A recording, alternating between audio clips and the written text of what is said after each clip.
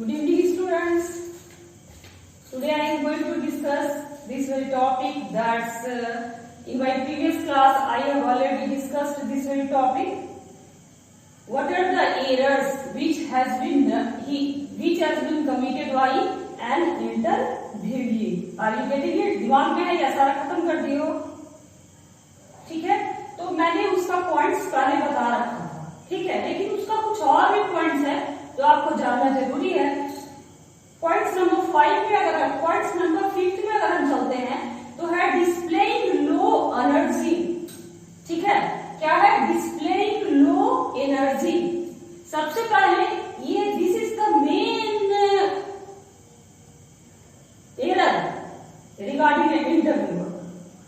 ठीक है, कहता है इंटरव्यू के लिए बहुत बड़ा एरर है डिस्प्लेइंग लो एनर्जी, यानी कि आप अपने गेस्चर एंड पोस्चर से, मैंने आपको प्रीवियस क्लास में या कॉलेज के क्लास में बताया था कि मॉडर्न सिनेरियो चेंज हो चुका है। ठीक है, मॉडर्न सिनेरियो ये नहीं है कि आप फ्लुएंट इंग्लिश बोल रहे हैं, तो फ्लुएंट इंग्लिश बोल रहे हैं तो आपको बहुत अच्छा समझा जाएगा। नो, ठीक है, ये पहले की बात थी, ये पुरानी बात थी।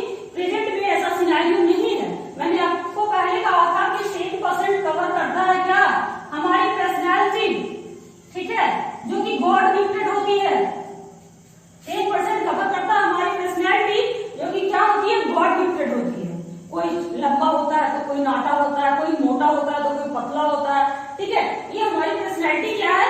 गॉड गिफ्टेड है, जिसके मार्क ओनली 10% जाता है आपका, only 10%। Are you getting it? Only 10%।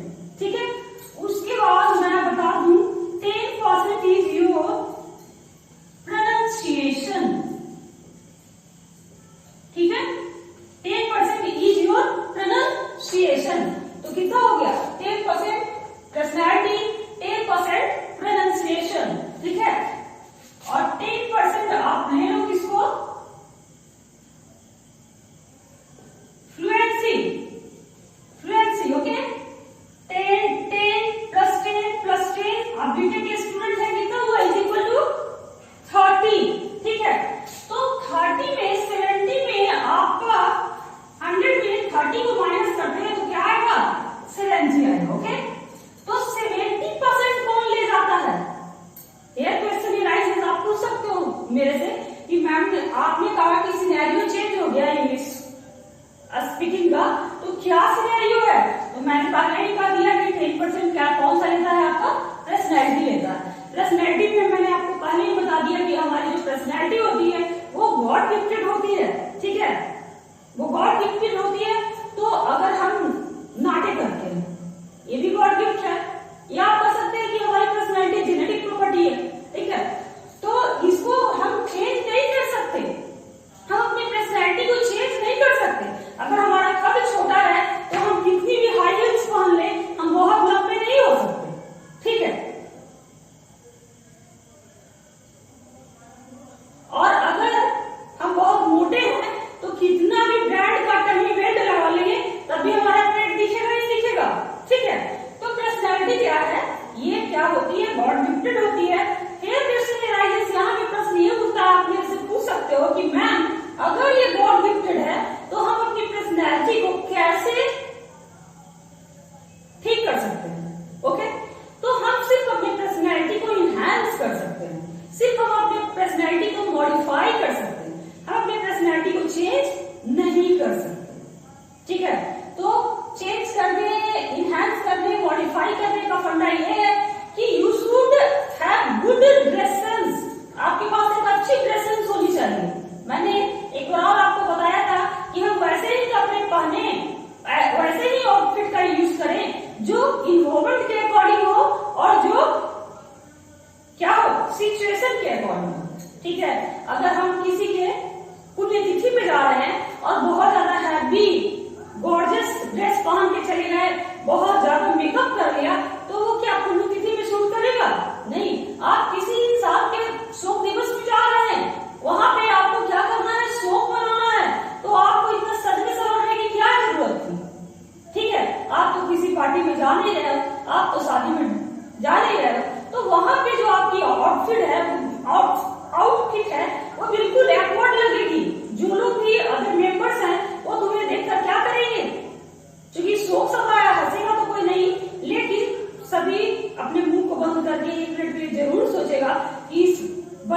दिमाग कहाँ है, ठीक है।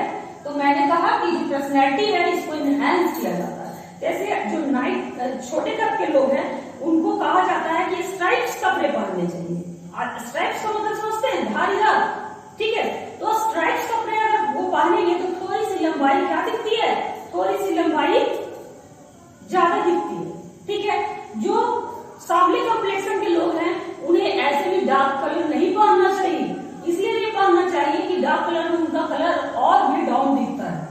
तो ये सब क्या है, हाँ, हमारी ड्रेसेस अच्छी होनी चाहिए। मैंने बताया कि हेयर स्टाइल मेरी अच्छी होनी चाहिए। हेयर स्टाइल ये मैं नहीं कह रही हूँ कि तुम एक पोनी ही बना के रखो, एनी टाइम तुम पोनी ही रखो, तुम अपना स्टाइलिश लुक नहीं रखो, ये ऐसा मैं नहीं कह रही। लेकिन हाँ, ओवर स्टाइल मत दिखाओ। अगर तुम इंटरव्यू देने जा रहे हो तो वहां तुम्हें ओवर स्टाइल नहीं दिखाना है। ऐसा नहीं कि तुम अपने बाल को हाईलाइट करवा के रखे हो, तो कल इंटरव्यू फेस करना है तो कहोगे कि मैम ने कहा है कि सिंपल दिखना है।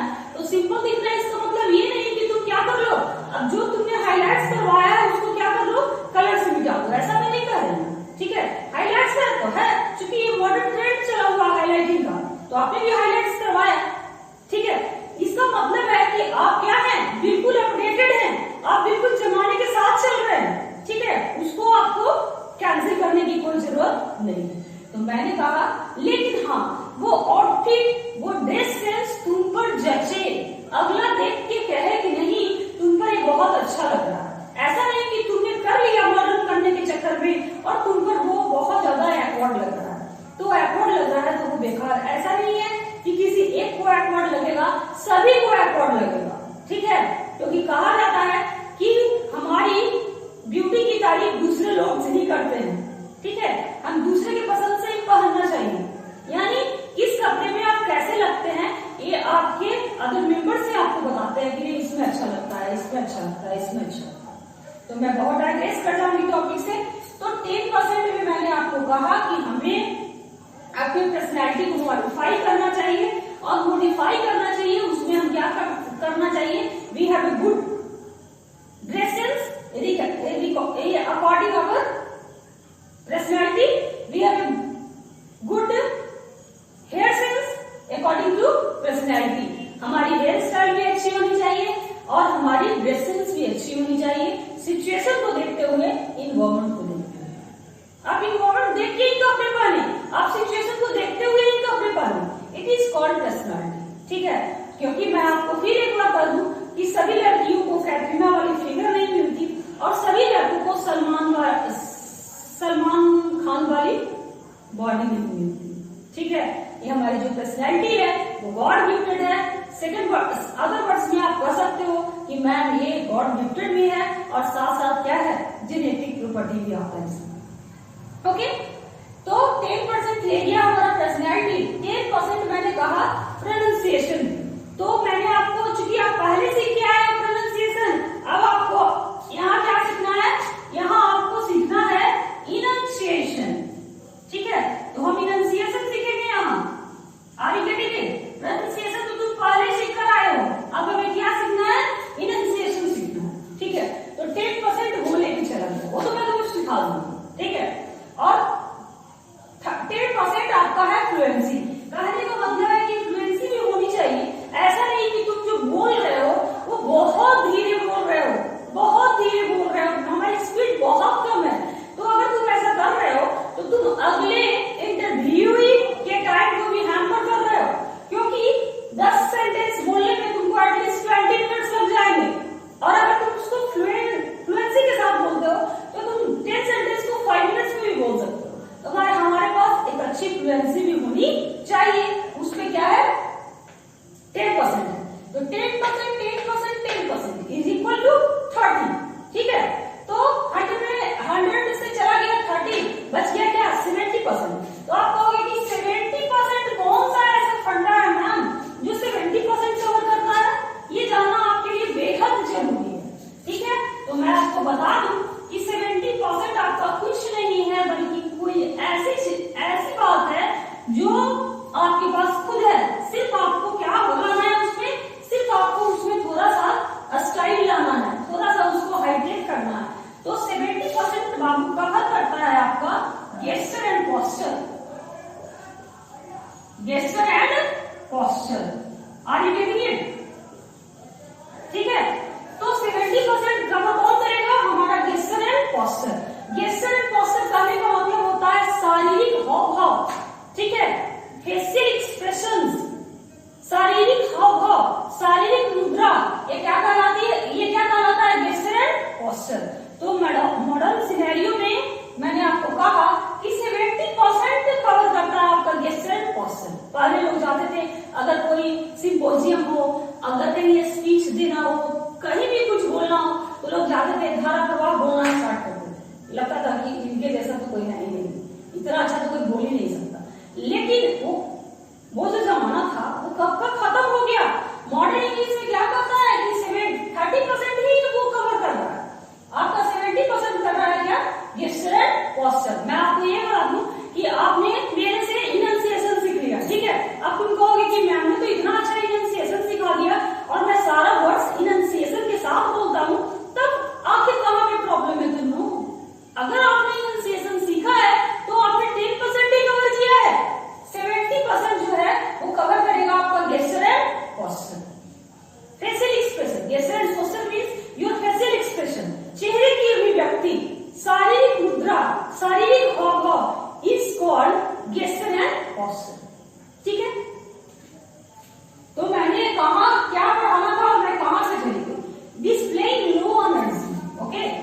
आपका पॉइंट बन रहा था डिस्प्लेइंग लो एनर्जी। तो अगर तुम डिस्प्ले करते हो, अगर तुम दिखाते हो, लोग क्या करते हैं कि पहले से ही इंटरव्यू क्या होता है? फोबिया होता है। जैसे एग्जामिनेशन क्या है? फोबिया है। उस तरीके से इंटरव्यू क्या होता है? वो भी एक फोबिया होता है। तो इंटरव्यू तुम देने जा रहे हो तो हम अंडर प्रेशर हो जाते हैं कि हम इंटरव्यू फेस करने जा रहे हैं, ठीक है। क्या पूछेगा, कौन सा आंसर मेरे ऊपर फेंका जाएगा, ये तुम पहले से सोच रखे हो, ठीक है। तो तुम क्या ये प्रेशर तुम्हारे दिमाग में है तो तुम अंडर प्रेशर हो जाते हो। और मैंने एक बार नहीं 10 बार कहा कि जब भी इंडिया अंडर प्रेशर खेलती है तो क्या करती है? मैच हारती है, ठीक है। इसी तरीके से आप भी जब अंडर प्रेशर रहोगे तो कभी भी तुम्हारा परफॉर्मेंस इंटरव्यू में अच्छा नहीं हो पाएगा, ठीक है। और अगर तुम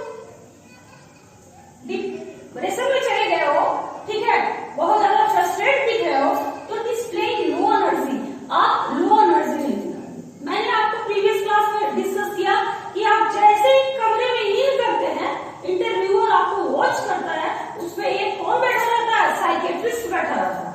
वो तुम्हारे चाल को वहीं से नोटिस करता चलता है, ठीक है। वो तुम्हारे चाल को वहीं से क्या करता है? देखता चलता है। तो वो तुमको देख रहा है, सारी बातें तुमको जज कर रहा है। तो डिस्प्लेइंग लो एनर्जी का मतलब कि जो हमारा शोल्डर का जो पोजीशन है, ये बहुत ज्यादा ना अप रहना चाहिए, बहुत ज्यादा डाउन रहना चाहिए। मैंने क्लास में भी आपको बताया था कि हमारी जो शोल्डर की पोजीशन है वो बहुत ज्यादा ऊंट की तरह ऐसे नहीं कि ऐसे कर लो, और ये नहीं कि बहुत ज्यादा डाउन कर लो, ऐसा नहीं होना चाहिए। ये बैलेंस्ड वे में रहना चाहिए। हमारा जो शोल्डर रहना चाहिए कैसे रहना चाहिए? बैलेंस्ड वे में, न ज्यादा ऊंचा और न ज्यादा नीचा, ठीक है। तो अगर ऐसा अपीयरेंस तुम देते हो तो लगेगा इंटरव्यूअर को लगेगा कि यू हैव कॉन्फिडेंस, तुम्हारे पास कॉन्फिडेंस है, ठीक है।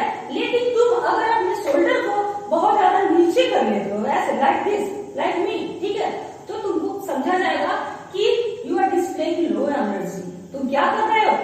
लो एनर्जी दिखा रहे हो। ऐसा नहीं होना चाहिए, क्योंकि हमारी जो अपीयरेंस है, हमारा जो आउटलुक है, ये भी बहुत कुछ बता देता है।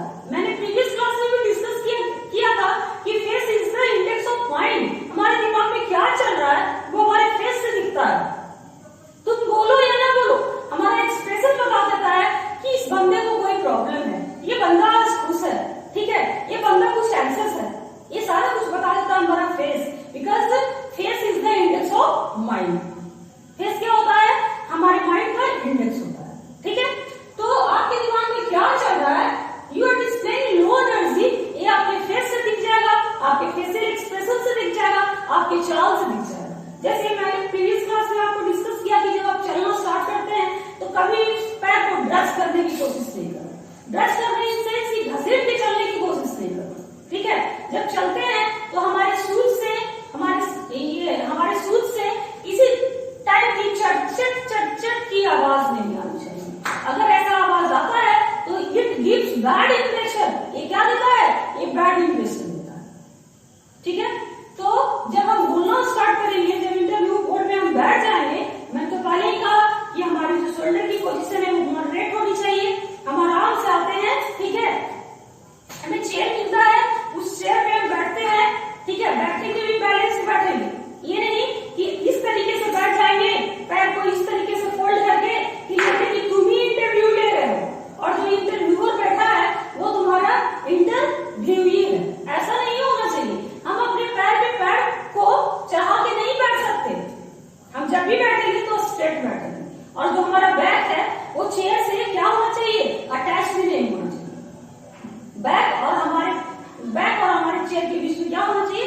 एक डिफरेंस होना चाहिए, थोड़ा सा डिस्टेंस होना चाहिए। ठीक है, और ऐसा नहीं कि आप इतने ज्यादा, जैसे बहुत लोग ऐसा करते हैं कि वो जाते हैं गुड इवनिंग सर या गुड मॉर्निंग सर करके, वो लोग बोलता है good morning, take your seat. आप चेयर को लेके बैठ जाते हो, आपने बैठा भी अच्छे तरीके से, जैसे मैंने बताया उस तरीके से बैठा, ठीक है, बैठा, और तुम्हारा जो बैक है और चेयर का जो बैक है उसमें भी क्या है? थोड़ी सी डिस्टेंस है, तुम्हें यू आर मेंटेनिंग, ठीक है, तुम मेंटेन कर रहे हो। बट लोग क्या करते हैं कि जब तक इंटरव्यूअर क्वेश्चन नहीं पूछता, क्योंकि हम अंडर प्रेशर होते ही हैं, हमारे हाथ में हैंकी होता है, तो हैंकी को क्या करते हैं? ऐसे ऐसे करके अपना पसीना पोंछना शुरू करते हैं। अगर आप पसीना भी पोंछ रहे हो, टेक इट इजी, ठीक है, लेकिन अब पसीना पोंछने की जरूरत नहीं है। जब ये बहुत ग्लोबलाइजेशन हो चुका है, अब तो हर सेक्टर वाला ऐसे अफोर्ड कर रहा है, ठीक है, लेकिन इन केस अगर उस इंटरव्यू बोर्ड में ऐसी नहीं, ठीक है, तो तुम पसीना पोंछ सकते हो। उसके बाद सोचोगे कि अभी तक क्वेश्चन पूछा नहीं गया। हम अंडर प्रेशर लोग क्या करते हैं कि ऐसे ऐसे अपने रिंग को करना शुरू करते हैं, या उनके हाथ में पेन रहती है तो पेन को ऐसे ऐसे ऐसे करके पेन को खोलते हैं लगाते हैं, पेन को खोलते हैं लगाते हैं, पेन को खोलते हैं लगाते हैं, ठीक है। अगर वहां पे रखा है, बहुत लोग बॉयज लोग क्या करते हैं कि बाइक से जाते हैं तो उनके पास बाइक की चाबी होती है, और वो चाबी को देखते हैं इंटरव्यूअर की तरह और उसको गोल गोल राउंड घुमाने की कोशिश करते हैं। तो ये क्या सोच करता है?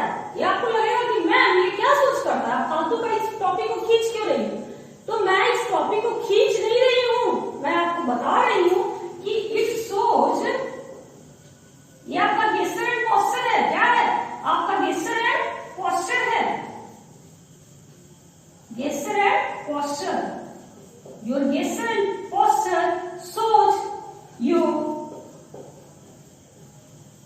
absent mindedness, ठीक है। ये क्या क्या शो करता है आपका? ये आपका absent mindedness शो करता है, यानी कि आप फिजिकली तो इंटरव्यू बोर्ड में हैं, लेकिन मेंटली आप इंटरव्यू बोर्ड में नहीं है। आप इंटरव्यूअर्स को माइन्यूटली नहीं सुन रहे, तुम इंटरव्यूअर्स को प्रॉपरली नहीं सुन रहे, जो तुम्हें करना है वो काम तुम अच्छे से नहीं कर रहे हो, ठीक है। और जब जवाब देने की बारी आएगी, ठीक है, वो तो तुमने अपना एब्सेंट माइंडनेस दिखाई दिया, वहां तुमको कोई रोकेगा नहीं। ये नहीं कहेगा कि you are looking absent minded, ये तुमसे कोई प्रश्न पूछने नहीं जा रहा, लेकिन तुमको वॉच किया जा रहा है, तुमको ऑब्जर्व किया जा रहा है, ठीक है। अब उसके बाद वो लोग क्वेश्चंस पूछना स्टार्ट करते हैं, उन लोग की क्वेश्चंस राउंड शुरू होती है, ठीक है। तो इंटरव्यूअर्स की जब क्वेश्चंस राउंड शुरू होती है, तो जो तुम जवाब देते हो, तो जो तुम्हारी स्पीड है वो बहुत ज्यादा धीरे धीरे नहीं होनी चाहिए। अगर तुम धीरे धीरे बोलते हो, बहुत ज्यादा रुक रुक कर बोलते हो, एक वर्ड बोल दिया उसके बाद फिर थोड़ा सा अटल बिहारी वाजपेयी की तरह रुक गए, ठीक, फिर उसका दूसरा शब्द बोला, तो अगर मैं अटल बिहारी वाजपेयी पे कमेंट नहीं कर रही हूँ, ठीक है, मैं कमेंट नहीं कर रही हूँ, ऐसा तुम नहीं सोचना कि मैम अटल बिहारी वाजपेयी पे कमेंट करेंगे, कमेंट नहीं, मैं उनके स्टाइल की कॉपी कर रही हूँ, क्योंकि वो थोड़ा रुक रुक कर हिंदी बोलते थे, ठीक है। तो आप बिल्कुल बहुत ज्यादा पॉजिंग नहीं ले लीजिए, ठीक है, बहुत ज्यादा पॉजिंग नहीं ले लीजिए, बहुत ज्यादा लेते हो तो ये भी शो करता है डिस्प्लेइंग लो एनर्जी, ये शो कर देगा कि तुम क्या दिखा रहे हो, लो एनर्जी दिखा रहे हो, तो ये भी तुम्हारा क्या दे देगा? बैड इंप्रेशन दे देगा। इसलिए हमें क्या दिखना चाहिए? चुस्त एंड दुरुस्त दिखना चाहिए, हमें कॉन्फिडेंस हमें दिखना चाहिए। हम दिखने में ही लगे कि कॉन्फिडेंट है,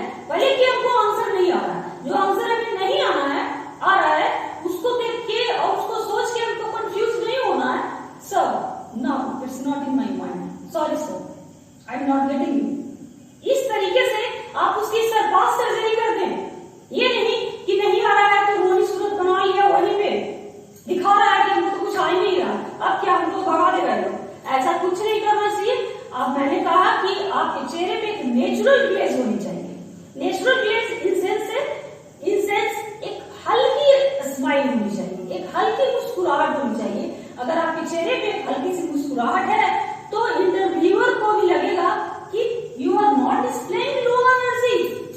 ये इंटरव्यूअर को भी लग जाएगा कि तुम लो एनर्जी नहीं दिखा रहे हो।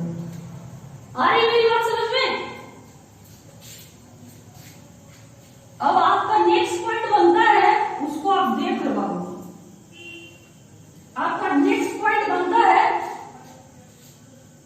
जो मैं आपको दिखा रही हूं, focusing too much on themselves.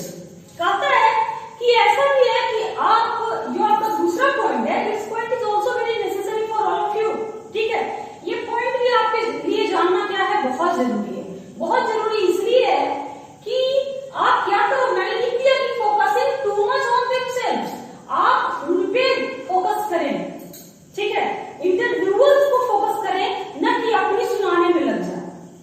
ठीक है, आपको ये नहीं बताना कि आई एम वेरी एक्सपीरियंस्ड। ठीक है, I have working experience for of 3 years, 4 years, 1 year, now I am fresher.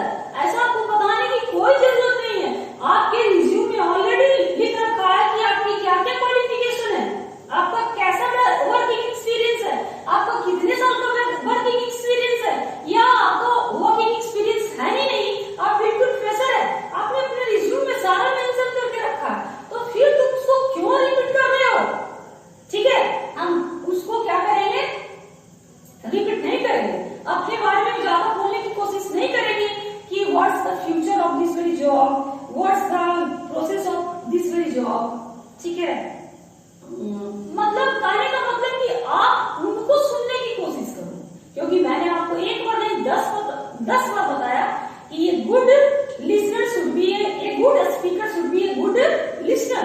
ठीक है, आप उनको माइंडली सुनने की कोशिश करो और सुनने के बाद ये ऑब्जर्व करो कि वो कह क्या रहे हैं और इसका थीमेटिक आंसर मैं कैसे दे सकता हूँ।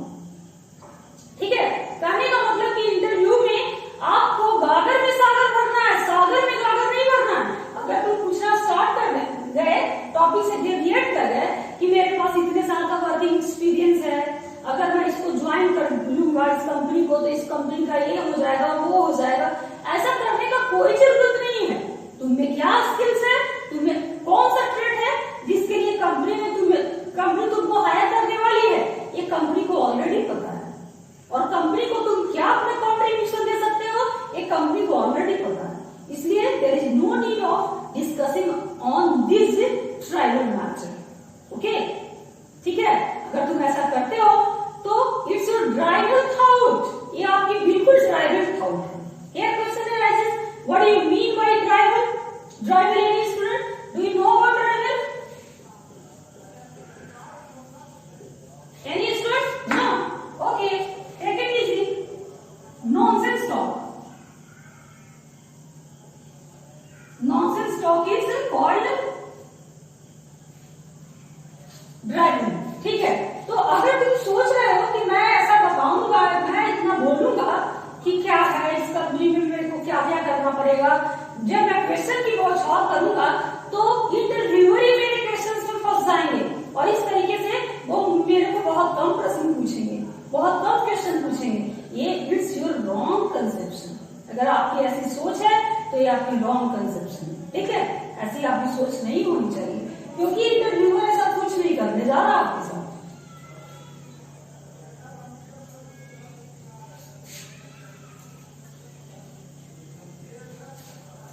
आप ज्यादा फोकस करें कि वो क्या कर रहा है और वो जो कह रहा है तो उस क्वेश्चन का हमें आंसर कैसे देना है। ठीक है, क्योंकि आपको कैसे काम करना है, क्या काम करना है।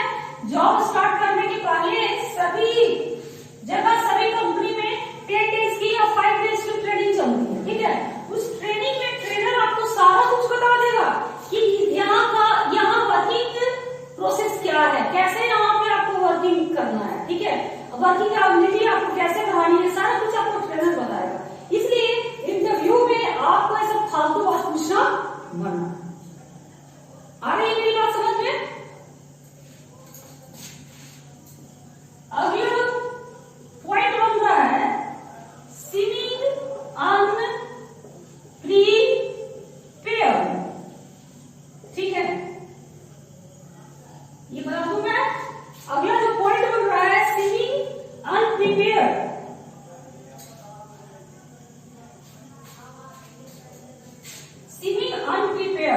ठीक है।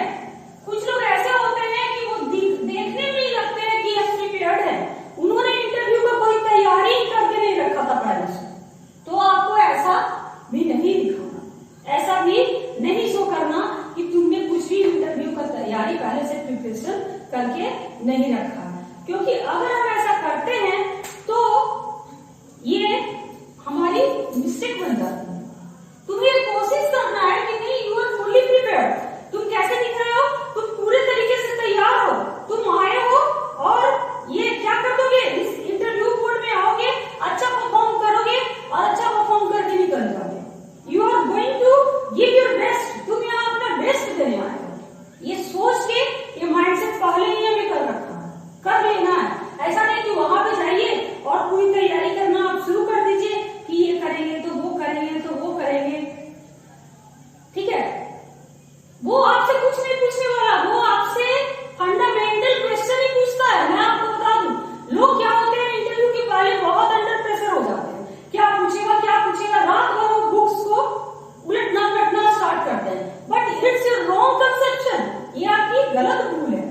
वो इंटरव्यूअर तुमसे बेसिक क्वेश्चन ही पूछता है, तुमसे फंडामेंटल क्वेश्चन ही पूछता है। इंटरव्यू में आपका प्रेजेंटेशन देखा जाता है कि आप कैसे किसी सेंटेंस को बोलते हैं, आप कैसे किसी सेंटेंस को रखते हैं। अगर आपका अपॉइंटमेंट इस कंपनी में हो गया तो तुम कैसे कंपनी में तुम्हारी कैसी स्किल होगी, जिससे अगला क्या होगा, कस्टमर्स भी क्या होगा, इंटरेस्ट होगा, अदर एम्प्लॉयज भी क्या होंगे, इंटरेस्ट होंगे।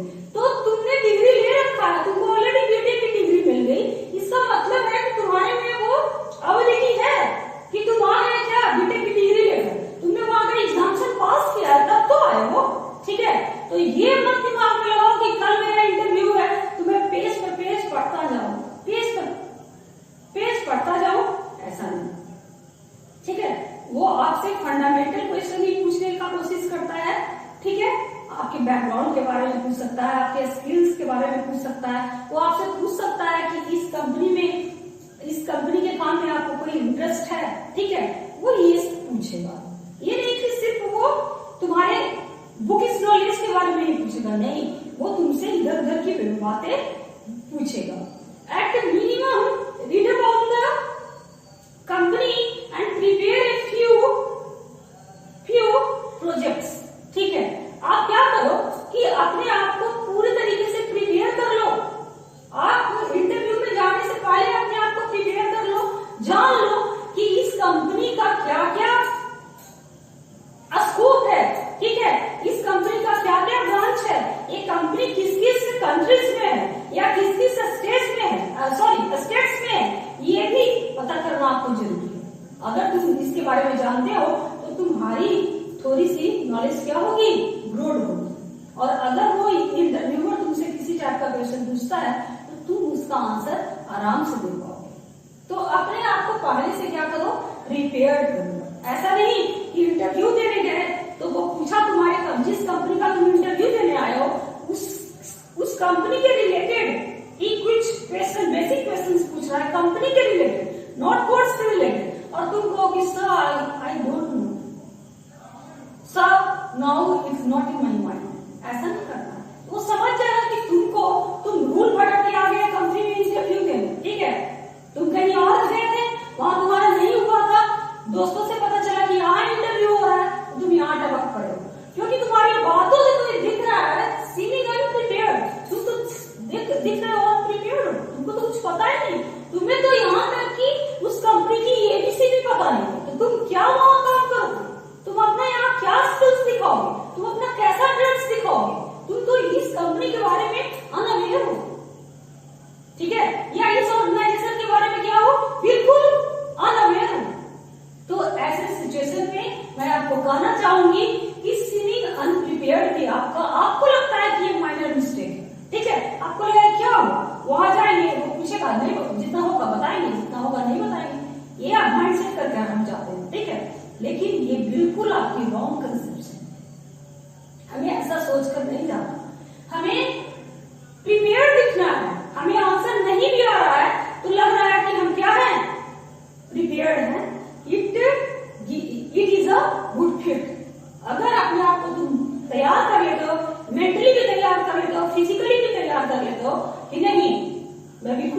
अच्छे तरीके से प्रिपेयर हूँ, जो वो पूछेगा मैं बताऊंगा, ठीक है। बीच में मैं क्रॉस क्वेश्चन नहीं करूंगा। ये माइंड सेट करके जा रहे हो तो हो सकता है कि तुम क्या करो, तुम अपना बेस्ट दे सको, लेकिन पहले ही से सोच के जाओगे कि हम तो इस कंपनी के बारे में अनप्रिपेयर्ड है, हमसे पूछेगा तो क्या बताएंगे, तो पहले ही तुम्हारे दिमाग में निगेटिविटी चली गई, तो वहां क्या परफॉर्म करोगे, वहां क्या परफॉर्म करोगे, वहां भी तुम्हारा निगेटिव परफॉर्मेंस ही होगा। इसलिए सीमिंग अनप्रिपेयर्ड भी आपका क्या है, it also becomes your major mistakes, ठीक है। ये भी आपका क्या बन जाता है, मेजर मिस्टेक्स बन जाता है। नेक्स्ट पॉइंट में चलते हैं हम।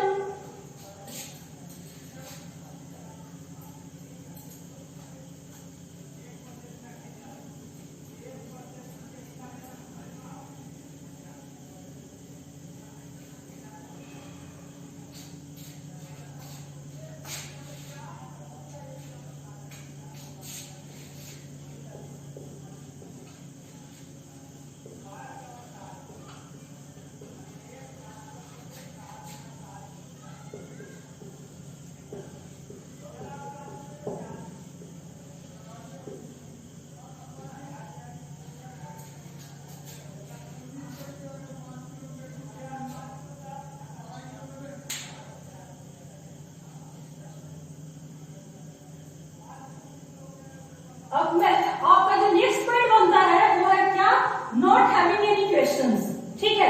कहता है कि आपके पास भी क्या होना चाहिए, नॉट हैविंग एनी क्वेश्चन भी आपका क्या है, आपको लगता है कि हमारी माइनर मिस्टेक है, लेकिन ये भी आपका क्या बन जाता है, मेजर मिस्टेक बन जाता है, ठीक है। इंटरव्यूअर लास्ट में कुछ टाइम देता है आपको कि आप किसी टाइप का नहीं, उस टॉपिक से रिलेटेड या उस कंपनी से रिलेटेड किसी टाइप का क्वेश्चन आप पूछ सकते हैं लास्ट में, ठीक है। तो वहां पे बॉस लोग क्या करता है कि अगर मैं क्वेश्चन पूछूंगा तो मेरा टाइम खिंचाना शुरू हो जाएगा, ठीक है। इससे अच्छा है कि मैं चुप रहूं, तो वो ज्यादा बेटर है। नहीं, ये आपकी गलत सोच है। अगर तुम क्वेश्चन पूछते हो, ठीक है, तो तुम अगर क्वेश्चन पूछते हो तो it is giving your personal observation, ये आपका पर्सनल ऑब्जर्वेशन दे रहा है। इंटरव्यूअर को लगेगा कि नहीं, बंदे का दिमाग चल रहा है, ठीक है, बंदे का दिमाग चल रहा है और ये कुछ अच्छा सोच रहा है, और अगर मैं इसको अवॉइड कर लूं तो ये कंपनी के फेवर में भी अच्छा सोचेगा। यहाँ पे आपकी क्या दिख रही है, आपकी थिंकिंग एबिलिटी दिख रही है। आप एक अच्छा विचार लाए हो, तुम्हारे दिमाग में एक नया विचार है और तुम उस विचार को पूछो, इंटरव्यूअर से पूछो लास्ट में भी, स्टार्टिंग में नहीं, स्टार्टिंग में उसको ही पूछ ले, ठीक है। क्योंकि मैंने अभी आपको कहा था कि ज्यादा क्वेश्चन हमें नहीं पूछना, लेकिन लास्ट में ऐसा नहीं कि एकदम तुम सेंट बन के ही चले आओ, नहीं है, ऐसा भी आपको करने की जरूरत नहीं है। You can also ask question, आप क्वेश्चन आस्क कर सकते हैं, बट कब कर सकते हैं, तो लास्ट में कर सकते हैं, ठीक है। Regarding that very company, regarding that very company, regarding that very process, ठीक है। आप इसके रिगार्डिंग क्वेश्चंस पूछिए, कोई दिक्कत की बात नहीं है। अगर आप ऐसा क्वेश्चन पूछते हैं तो इट ऑल्सो शोज दैट कि you don't a lot of information regarding that very job। अगर आप क्वेश्चंस पूछते हैं तो ये भी दिखाएगा कि तुम्हें उस जॉब के बारे में बहुत इंफॉर्मेशन है, तुम बहुत कुछ इस जॉब के बारे में जानते हो, ठीक है। तो अगर ऐसा होता है, करते हो, अगर तुम ऐसा परफॉर्म करते हो तो it becomes your plus point, ठीक है। तो ये आपकी प्लस पॉइंट बन जाती है।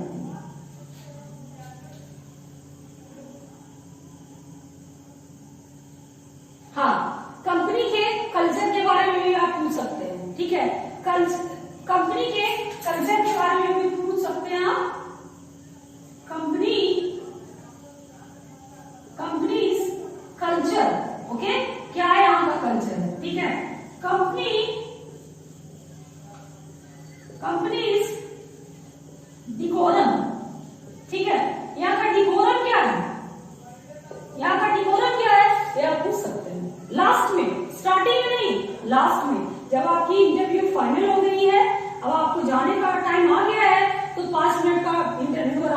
देता है कि आप किसी टाइप का क्रॉस क्वेश्चन कर सकते हैं।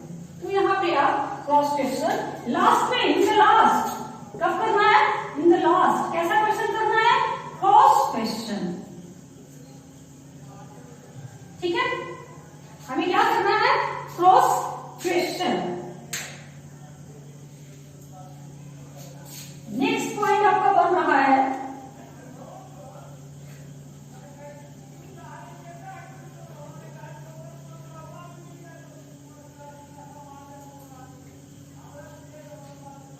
नेक्स्ट पॉइंट जो आपका बनता है वो क्या है?